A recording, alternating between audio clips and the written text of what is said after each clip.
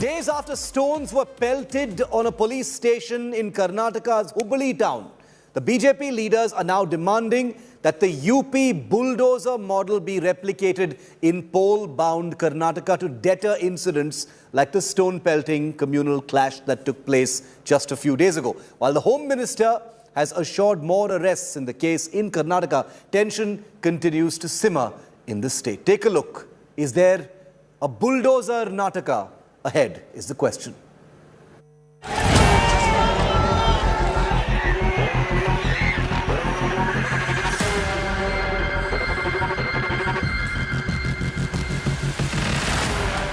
Investigation into the Hubli violence reveals shocking details. The rioters who attacked the police station on April 16th also tried to lynch police personnel. Two policemen have alleged the rioters tried to kill them, but they had a narrow escape. In a breakthrough in investigation, the police have nabbed the main accused, Maulvi Wasim Pathan, from Mumbai. Wasim, who was absconding, had released a video claiming he was innocent.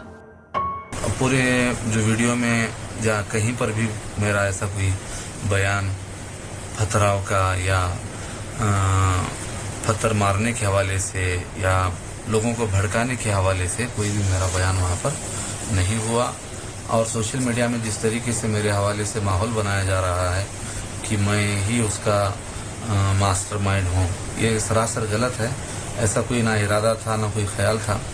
ये मेरे खिलाफ रची गई एक साजिश है। The police have also arrested two leaders of Asaduddin Owaisi's party, MIM, for their alleged role in the riots. They are Muhammad Arif and Irfan Nalwatwad, the husband of corporator Hussain B. Nalwatwad. BJP leaders are now demanding the Yogi Adityanath's bulldozer model in Karnataka.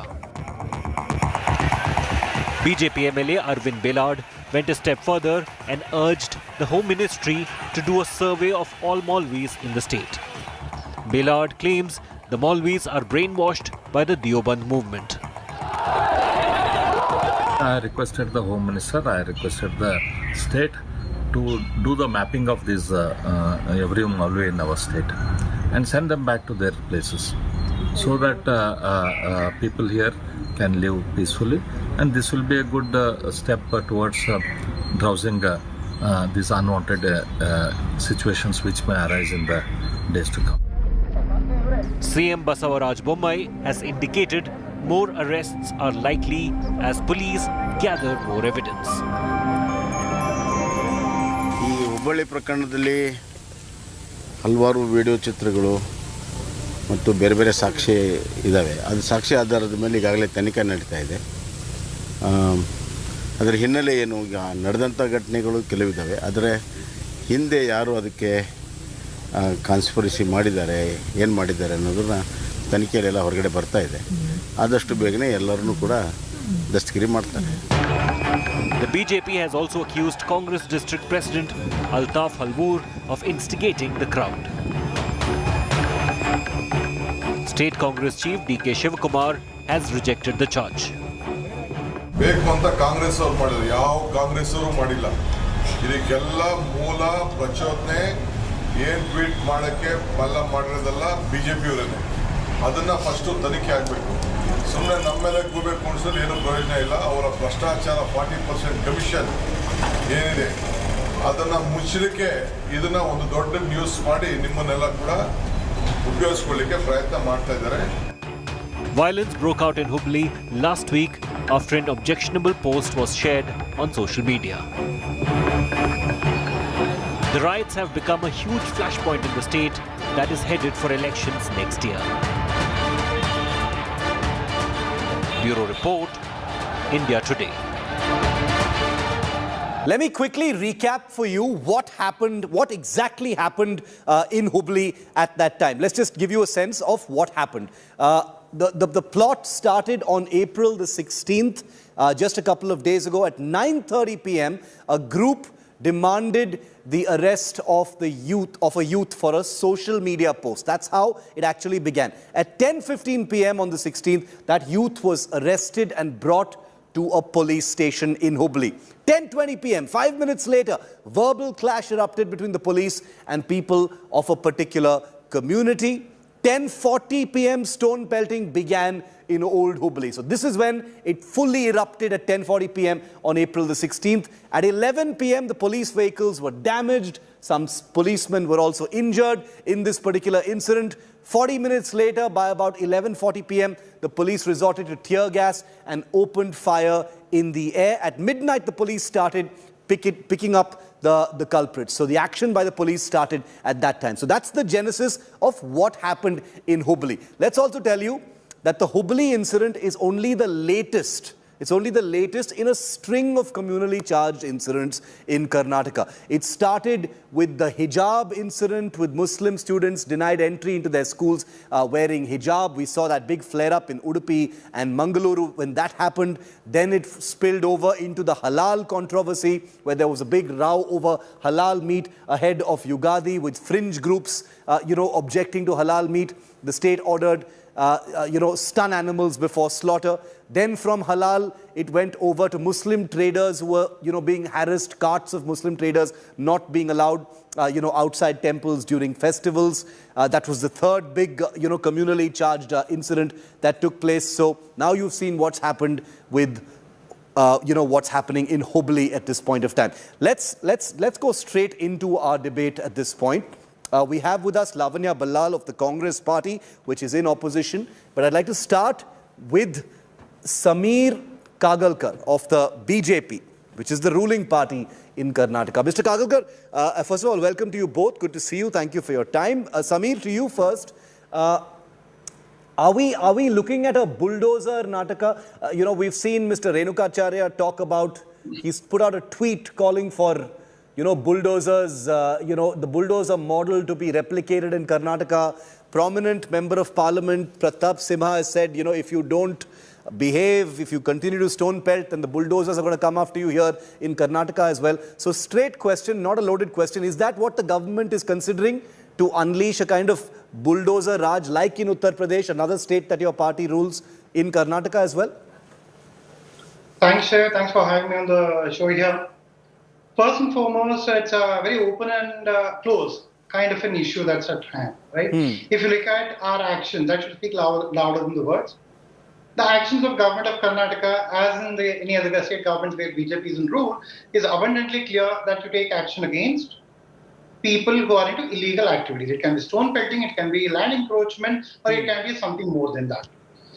Just to put things clear, there could be a set of people who are stone pelters alone, there could be a set of people who are land encroachers, but there could be a set of people who are both stone pelters and land encroachers.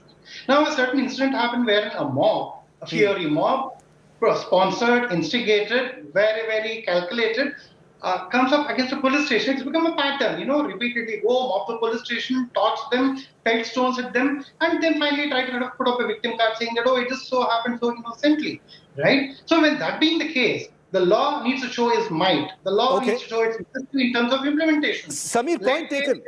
Allow me half a minute. In which case, let's say the law will take its course and say the land is going to be removed and get back into the state in terms of bulldozer activity. And incidentally, that person also happens to be a stone pelter.